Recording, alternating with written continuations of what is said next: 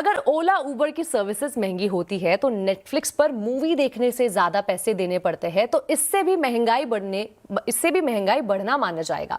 दरअसल महंगाई दर बताने वाली सरकारी आंकड़े कंज्यूमर प्राइस इंडेक्स यानी सीपीआई में अब ऐसे कई नए आइटम जोड़े जाएंगे, जबकि सालों से चले आ रहे पुराने आइटम जैसे ऑडियो कैसेट, टॉर्च जैसे आइटम इससे बाहर किए जाएंगे।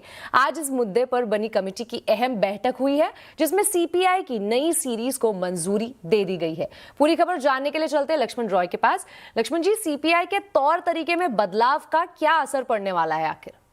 देखिए, सबसे बड़ा असर तो ये पड़ेगा कि जब भी सरकार की तरफ से महंगाई दर के आंकड़े आते हैं तो कई बार ये लोग कहते हैं कि सरकार के आंकड़े तो कुछ और कह रहे हैं, महंगाई घट रही है, लेकिन हमारे जेब पे तो महंगाई की मार ज़्यादा पड़ रही है। तो जो आपको महंगाई का फील होता है वो सरकारी आंकड़ों में कई बार नहीं दिखता है। इसलिए सरकार अब दो काम करने जा रही है। पहला काम कि महंगाई दर को जो नापने वाला आइटम होता है, यानी जिस जिस सामान की कीमत के आधार पर महंगाई दर सरकार तय करती है, उन सामानों को रिवाइज किया जा रहा है। वो 2012 तक के सामान थे, उनमें से कई सारे सामान ऐसे जिसका वो इस्तेमाल नहीं करते हैं। जैसे आपको याद होगा, एक ऑडियो कैसेट होता था बड़ा, जिसमें काला से रील होता था, ब्राउन सा, उसकी कीमत अभी भी महंगाई दर में शामिल होती है, जबकि अब कोई उसको देखता भी नहीं है।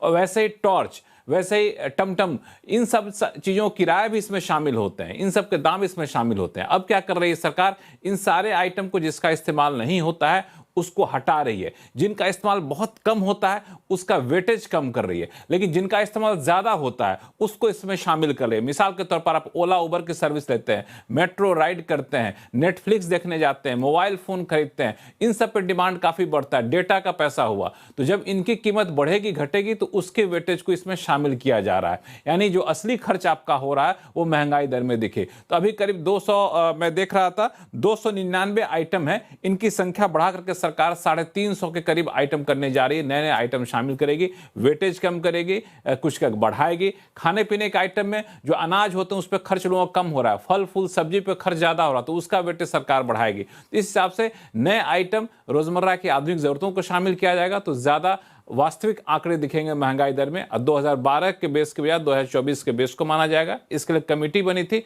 उसकी आज बैठक हुई, इसमें इसको मंजूरी दे दी गई है। और फरवरी में जब नए आंकड़े आएंगे सीपीआई के, तो उसमें ये सारे डेटा दिखेंगे आपको।